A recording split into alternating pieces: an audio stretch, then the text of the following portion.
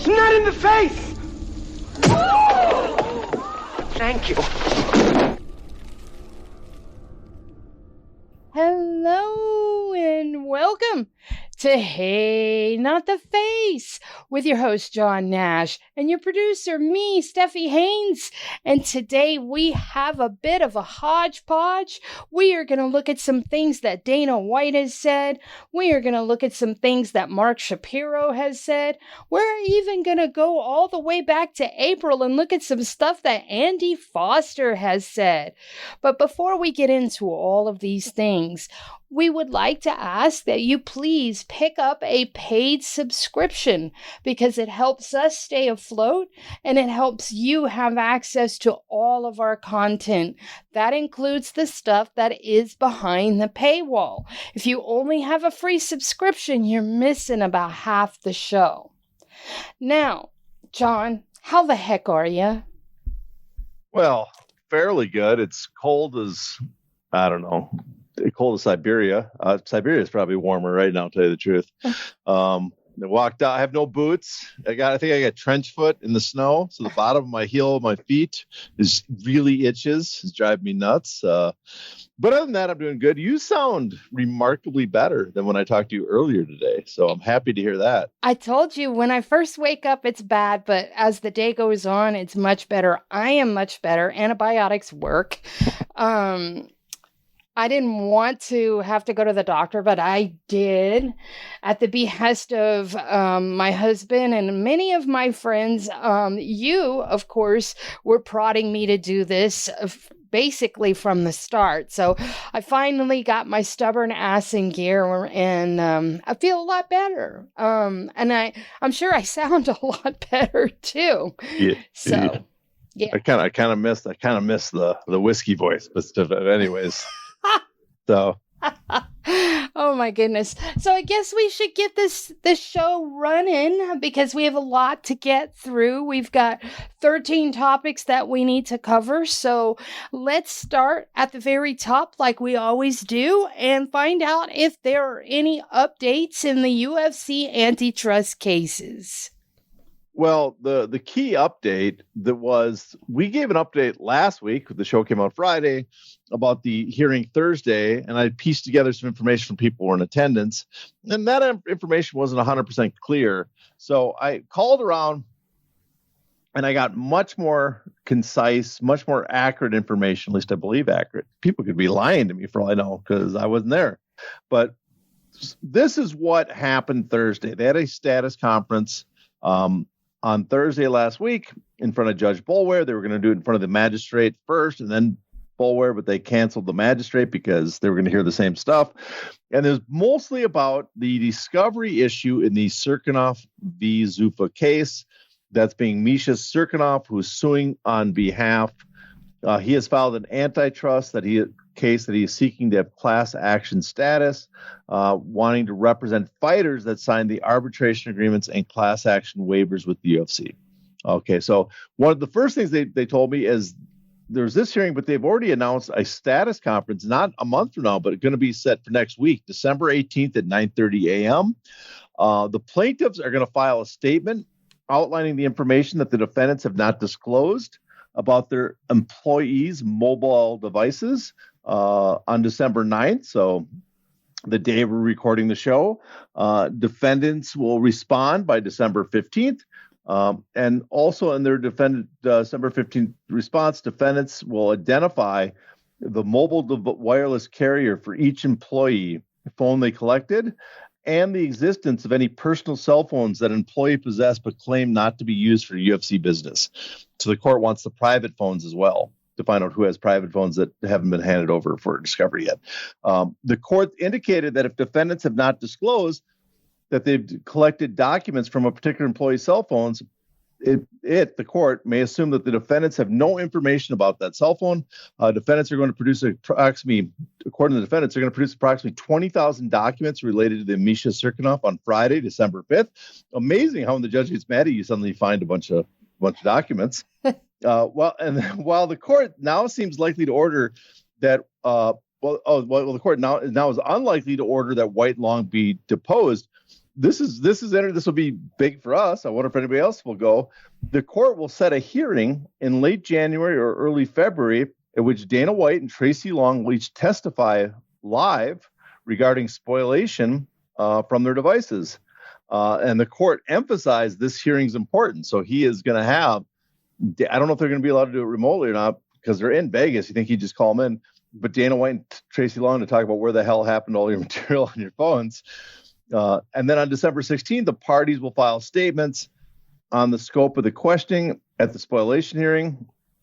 The court will rule on these statements at the December 18th status conference. The court's findings as to spoliation regarding the UFC's arbitration clauses may apply to alleged spoliation of other evidence in the other two cases. The parties will engage in an iterative process over the next 2 weeks to hone plaintiff's arbitration search term proposal so that they target the negotiation documents relevant to the UFC's market power, and other documents needed to resolve the enforceability of the UFC's arbitration clauses. That basically means that they're going to do a search, put a term in, I guess, try it, see what they pick up, expand the search terms, and see if they get enough material that way, which is pretty big for the plaintiffs. After this process, the court will rule on the plaintiff's search term proposal resulting from this process at the December 18th status conference. And then the defendants request to take testimony from Mr. Tsarukyan, but the judge was skeptical that it would be worth anything, so he kind of passed on that. That would not be necessary. So that was all the big happenings I wrote down here that I was told about. So that's the big one is they're going to have a hearing status conference on the 18th to see what the UFC is going to hand over material-wise, and in late January, early February, Tracy Long and Dana White will supposedly testify in front of the judge about their missing material. Now, let's see. I'm sure, in fact, if we would have kept this to ourselves, I probably would have been the only one at that court hearing, but we will see if anybody else shows up. I think some people will just because it's Dana White testifying if it's in the court. And there's 20,000 found documents. Yes, that's another one. We'll see if any of them are important. It could be 20,000 of the same page, someone duplicated. Huh. All right, so let's move on to our next topic. And it's one that's been buzzing all around social media for the past week. Dana White announced late last week that the Contender Series and the Ultimate Fighter will be moving to Paramount Plus in 2026. Will that effectively kill Fight Pass? The honest answer, I'm not sure. For the American fans, you'd think it would put a big dent in the Fight Pass viewership, because for American fans, that's where you see the Contender seems to be their most popular thing. The Ultimate Fighter. Does anybody even watch that anymore? Any of it? And Ultimate Fighter to me is dead, but it's there for them. My understanding that Rob Joyner had something about LFA. It looks like they might not be re-signing with the Fight Pass, which is that's of the non-UFC feeder leagues, that seems to be the most popular on Fight Pass. So I mean, I can't say for sure it's going to kill it, but it does seem like they have if they're going to get rid of the Contenders, they're going to in the Ultimate Fighter. Maybe they move it to a Paramount property. Maybe there's value in that. But it does seem like they're at least going to kill it for the American audience if they're not going to have LFA. And it's possible they do close it, which says a lot, because in many ways, much of regional MMA is kept alive by Fight Pass, getting a small fee from Fight Pass to keep the promotions going, because there's no TV market out there for any promoters. There's ticket sales are not tremendous. So, it would be something if the UFC decided to end Fight Pass. Would I be shocked? No, but that would have a huge impact on the business, because so many promotions seem to be somewhat kept alive. It seems to be the system by which the UFC subsidizes a bunch of struggling promotions to keep getting guys fights. Couple of things. Earlier this year, didn't they sell off the rights to the library software, the software that sets up the fight library? Well, they sold the I can't remember the terms. I'm not into that business, but there's the company that streams the Fight Pass. They sold the company that Endeavor used to own that does that. And I think the content, they still signed a contract with Fight Pass to keep it going. So it's that's one thing too. So it's possible that they just don't find the synergy's not there. It's not part of the flywheel anymore.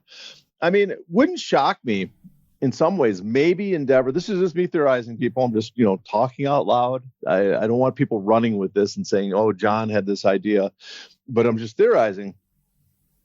It is possible that over time, Endeavor has realized that they no longer need a pipeline to bring in new talent into the UFC. They don't need to subsidize these promotions. And so Fight Pass then does no longer serve as a need because, why, even though people might be watching these other promotions, it's keeping them afloat. If it does, there's no value in it. Why continue this operation when you can make more money somewhere else? So it is possible the UFC's learned over time, or the fan base has changed over time, that they do not care about the development of the fighters.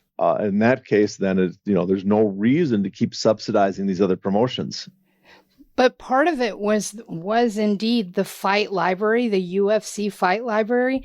And so many of the hardcore fans and so many analysts are decrying this because the library will disappear with Fight Pass. And Rodrigo Del Campo has reported that at the end of 2025, Brazil's deal, one of the Brazilian promotions, maybe it's Brave, I'm not sure, but Brazil's deal with Fight Pass will be no more. And he theorized that by the end of 2026, all of Latin America's deals will have dried up with them, and basically everything, all of Fight Pass will have dried up. I mean, that's possible. That goes to our theory that we just espoused. Not that it's true. Don't want people running with it, that they don't feel the need to subsidize. Now, the other thing, people are like, we're going to lose the library. But in some ways, this is the Netflixation. We use that made up term I just had for the UFC, because one thing Netflix does is they do not have a deep library of old movies. They don't. This is not the Criterion channel, right? With Netflix, you can find some older movies, but it's very, very sparse. The older roster of films, it's not great for the history of film. They rotate them often, so they don't keep a lot on the platform at one time. The UFC might be thinking the same thing. I mean, if the fan base, and this again, just theorizing, if the fan base doesn't care about the development of fighters, if they're really just interested in, who's in the UFC at that time, or maybe they watch Contenders to see who's coming in, that's all they really care about. When you get into the UFC, they have any interest. And at that point, they'll rate you based on how good at that point. They don't need to develop you at all. If that's the case, then those are probably the same fans that don't have much care for the history of MMA. So you need to preserve it. Do you think that with their partnering up with lots of AI-powered companies, that they don't really put much effort or much out for the analysts in that way anymore, because they don't need the analysts to set up betting lines anymore and things like that? I mean, that's again a possible. I mean, also they got Polymarket. It's a whole different thing. That's what I'm talking about. Yeah, exactly. They don't need the odds makers for those. So, I mean, it's all possible. I don't have enough details yet. We're really just taking guesses based on the little information we have. But I mean, that's 100% possible that they don't need that the betting market. Or they plan on moving into a different betting market, because gambling has been, in many ways, I think the primary, I shouldn't say the primary, but one of the major sources of revenue for the UFC. It drives the audience, the people placing bets. It drives their attention into the UFC. They'll watch fight cards and stuff that no normal human being should watch, because there's nothing good on it, but because they're degenerate gamblers. So it drives traffic, and it brings in massive amount of revenue from sponsorship, because all the betting sites want to put advertising to market to the degenerate gamblers the odds every minute of a fight card. So Polymarkets, it's a whole new it's a whole new thing. And do you need, if that was the purpose, if they, if odds makers wanted the library, then I don't think the UFC would make a decision based on that. But, it's, if there was even as a minor decision, if it was long down the ladder of reasons for keeping Fight Pass for UFC, well, that reason's now gone. So yeah, that's, I guess a little bit of a possibility, but I don't think that would be even close to the primary reason. Well, we'll call it a facet. Yes. You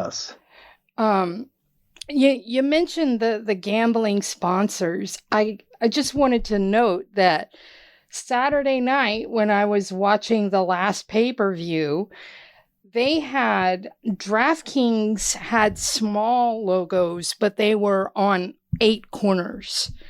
But Stake had like the prime real estate right in the middle. So they had 2 competing betting entities on the mat.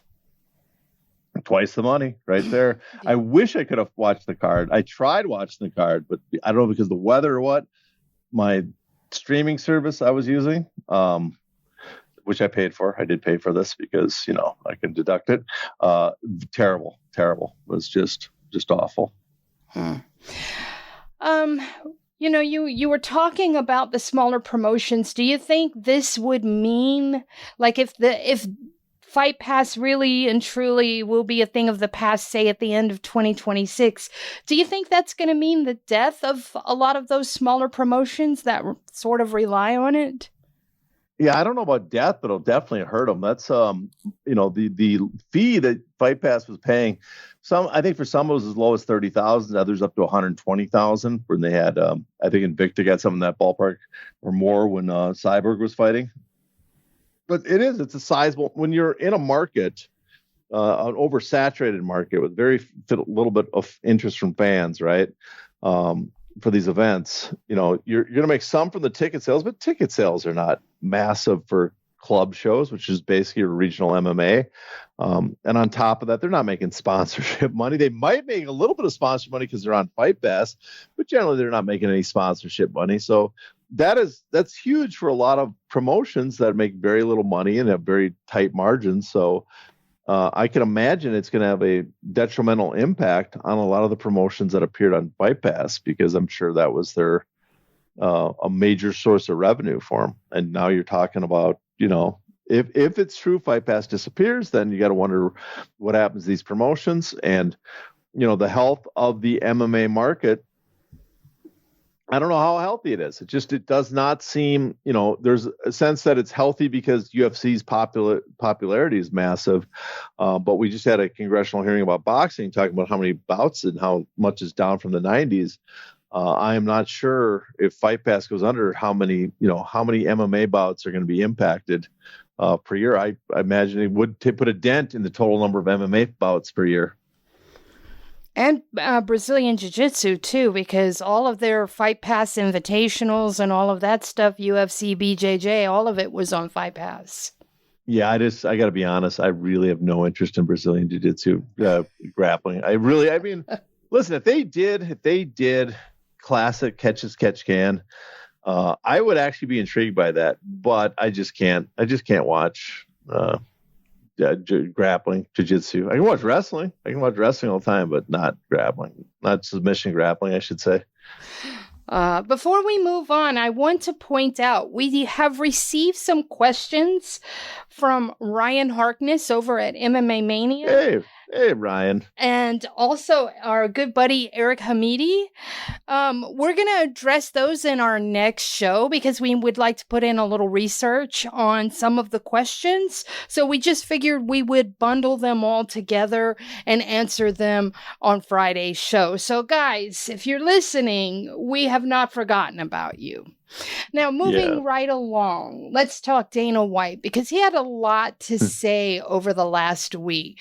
One of the things that he said was that the UFC has a model figured out that will sort of figure out how to pay champions based on viewership for numbered events going forward.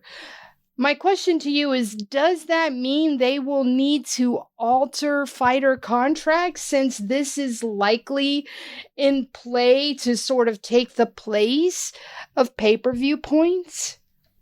Yeah, I mean, there definitely has to be an alteration of the contracts, because these changes were made without the fighters' input. You can't, theoretically, I mean, the UFC just got away with it, but theoretically you can't make changes to someone's contract without joint agreement on it.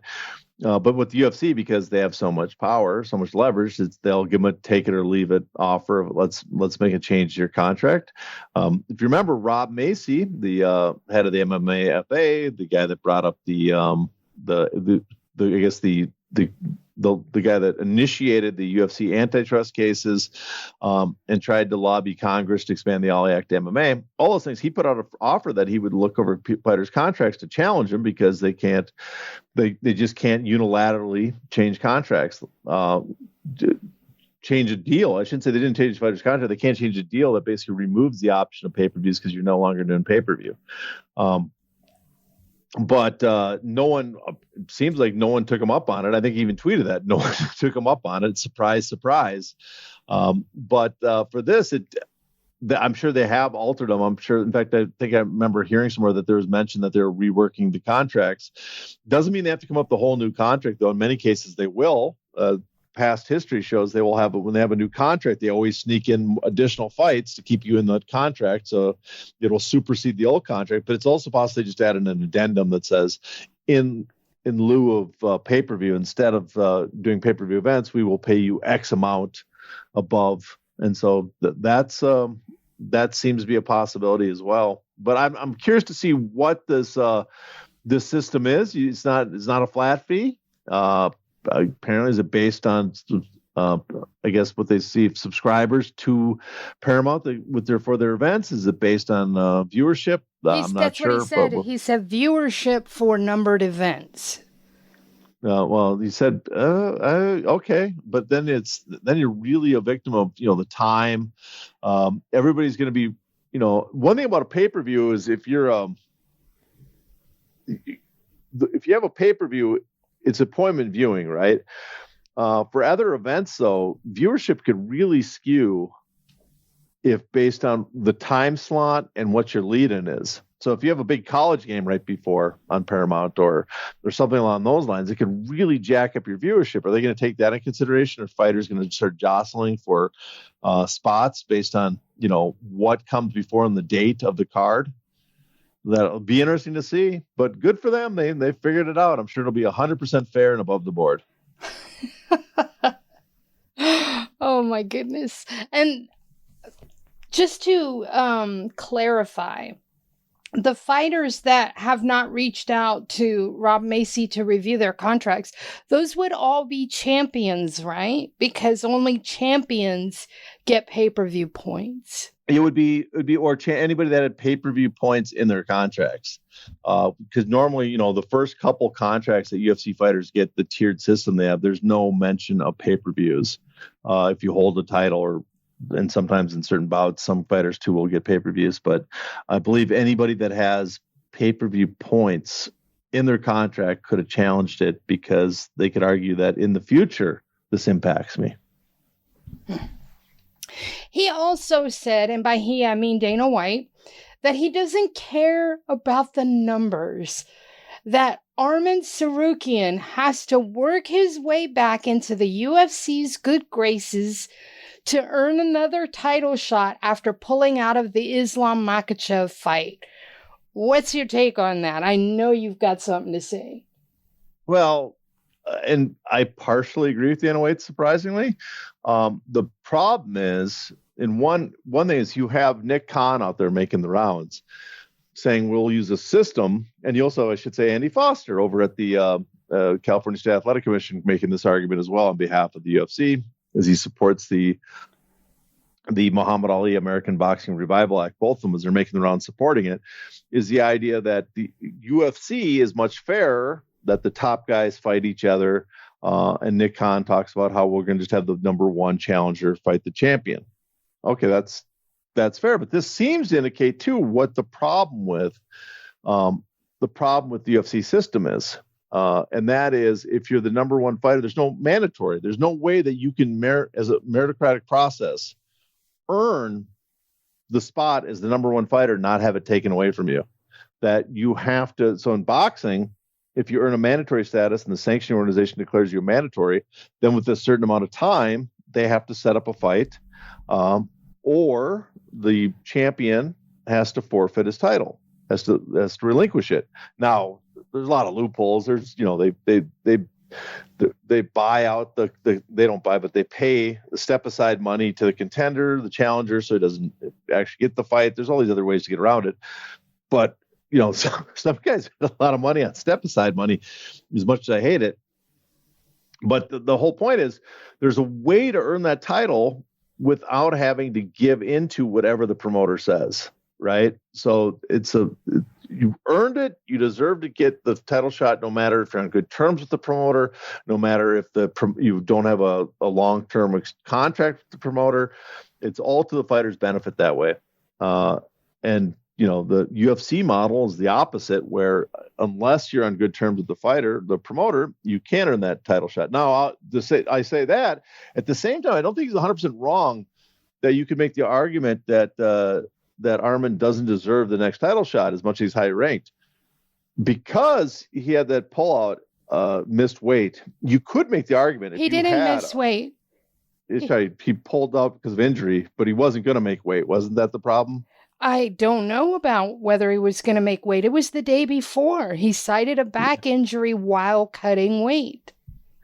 Yeah, well, if I recall, and I could be wrong, he couldn't cut the weight because of his back injury, and so he pulled out. But anyway, he failed to make the weight in the bout. Now, Dana White's punishing him because that hurt them. But you could have a system with an independent sanctioning organization, even an independent sanctioning could have a rule that if something like that happened, you have to demonstrate through X number of fights that you have to demonstrate that you have to re-earn your spot by winning one or two fights. We could bring back, I wish we brought back the old box off method where you have 4 fighters basically in a mini tournament, but you could make the argument we could have rules that say you have to re-earn that spot. Also, you have to demonstrate that you can fight at that weight class. So that would be legitimate, but it would be guidelines and rules that were written ahead of time. They wouldn't be decided arbitrarily by one individual that holds the fate of these fighters in their hands. And that's the part I have a problem with. So let me add a little bit to the scenario. Yep.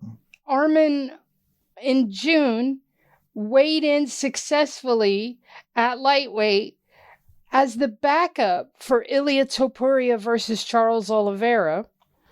And then just this past November, he made successful weight and then beat the absolute brakes off of number 8, Dan Hooker. So he did make the weight twice and did them a favor by being the backup for Ilia and Charles, who has notoriously had problems making weight before. Now, that was at 145. I don't think he missed at 155, but I could be mistaken. Maybe he has. But he has had numerous occasions where he has missed weight. Now, you could make the argument that him showing up, I completely spaced on that. I remember that now. I forgot that he had done that. But you could make the argument that was a demonstration he could make the weight. So that part's been fulfilled. The other problem, I would say, is that he went a full year without a fight. Now, this is he didn't though. It was just 11 months. No, he went from his previous fight was You're April of 2024, and right. Then so he's over a year. So you could claim that yes, that has lowered him from the rankings. So he lost his top spot, contender spot. He demonstrated now he can make weight, but he has to re-earn it. Now, again, this is if you have a rule system in place. And let's pretend he's operating in we're going to have a elimination bout coming up. So in that way, he reaffirmed he's a top 10 fighter, and now he would get an elimination fight. And if he wins that, he gets declared the mandatory and has to get the title fight. So you could make that argument. But again, the problem is is it's all arbitrary up to the UFC themselves. It's not that these rules are in place to make that fighters get a chance to earn the top spot via mandatory and hold their careers in their own hands. The problem for me is that you can do all that. People may forget. Remember when John Fitch was in like 2 elimination matches?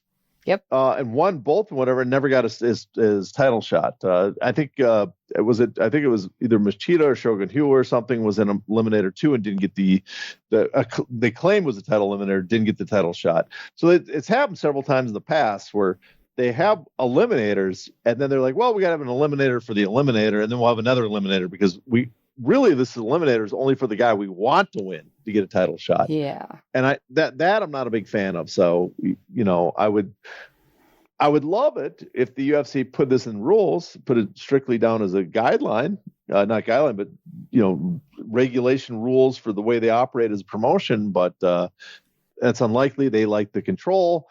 And since so many people buy into the fact that it's always meritocratic, they're always impartial, then there's no reason for them to change it because they get the best of both worlds. Yeah. And it's certainly not a meritocracy by any stretch. Yeah, no, there's obviously the fighters that top the UFC, we can make the argument, are likely the best fighters, but at the same time, you're right. It's not fully a meritocracy. The best do not always earn the chance. And there's fighters that earn their chance and then they're not given the opportunity. So all that exists and all is true. The idea that Patty Pimlet is going to be fighting for an interim. My goodness. Well, that's weird right there. I wouldn't, again, get off a little tangent. If someone was constructing a new sanctioning organization and wanted to have rules, I would have strict rules about the mandatories. First, I'd have a box off almost every year. And a box off is the old term for, instead of a title eliminator, which is 2 fighters, you have 4 fighters that compete. And the person that comes out of that is the number 1 contender. And that person would be guaranteed a shot at the champion.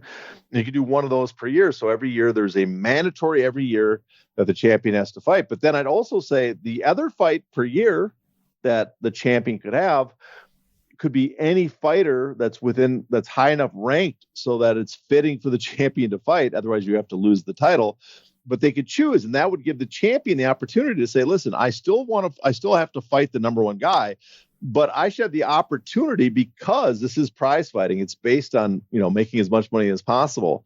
I should have the opportunity to choose a fighter that maybe is not the best, but it's going to generate the most revenue for us so we can make the most money. And if that fighter has to go through the box off method of earning it, then he'll never make it to the title fight. And I will miss off on my most lucrative bout. So I wouldn't have a problem with that. So basically it's the old Hollywood thing. 1 for you, 1 for me. TKO's Mark Shapiro said of UFC numbered events, "This deal calls for us to simulcast some of our premium content, either partially or in its entirety on CBS. So I think you can roughly expect half of our premium events, which are 12, 1 every month. If you include Abu Dhabi, there's 13, to have some semblance of CBS carrying our product, our properties, our IP, our fighters, and Dana White to over 100 million homes." How big do you think this will be for the promotion? And I could not help but notice he included Dana White as part of their properties. Oh yeah, Dana's a key part of the UFC. It's a broken record at this point. It's been we've known since the Ultimate Fighter launch. The tough days is that Dana White is the biggest star. They've been working to make him the biggest star of the promotion, and they've succeeded. But I think it's big. It doesn't hurt that the MMA, UFC, I shouldn't even say MMA. It really is just UFC now. That UFC is going to be on a lot of fights are going to be on a free platform with wide reach.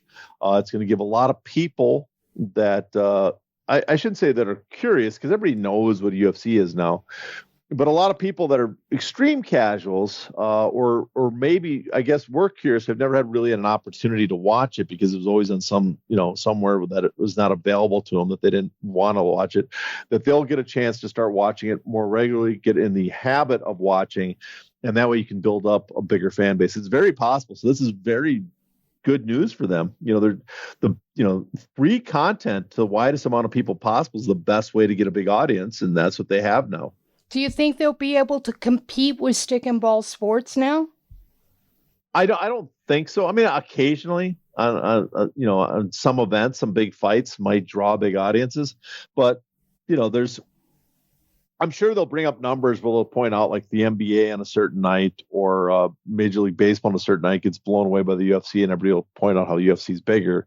But you're talking about a select few fights per year in the UFC, compared to hundreds and actually thousands per year of games that have more regional appeal. So it's not apples to oranges there. But when you're talking about the big events, the big playoff events, I don't think stick and ball sports are very culturally entwined in our society. They're inheritance from families. There's the people grow up in a city, they become attached to their team, their fathers introduce them to the sport. It has a much bigger emotional resonance with fans, and I don't think MMA, it doesn't even really have what boxing has in that sense, that historical connection. The one thing it does have is it's why it's eclipsing boxing. It's easier access, it's more available. So it's not spread out as much, and it really is the gambling. It's amazing talking to people how big a part gambling now plays in UFC's content, their broadcasts, and the fact that you can book so many more 50-50 type fights in MMA. That's why the gambling aspect's probably why the UFC's so successful. Not so successful, plays a part, but why TKO, Zuffa Boxing, is so obsessed with constantly bringing up 50-50 boxing matches for Zuffa Boxing.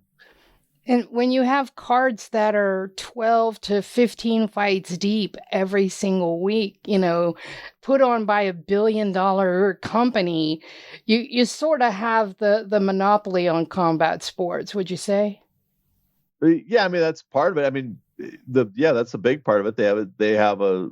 They definitely have a monopoly on MMA right now. UFC. I should again stress, because people always push back. They don't have a monopoly. There's all the other promotions. The UFC doesn't have a monopoly on MMA because LFA is out there, but they have definitely a complete total monopoly on high level elite championship caliber MMA. And that is a different market than typical MMA. So yes, they have a complete, which is crazy because they have a monopoly on that. And because they have a monopoly on that, they can put on anything on these Apex cards, any dredge type fights between people no one has ever heard of, with records that are like 8-6 in the UFC. And people will still tune in, that they can monetize the hell out of those because they have a lot. To access the bonus content of this episode, you must be a paid subscriber. To do that, go to heynottheface.substack.com and subscribe today.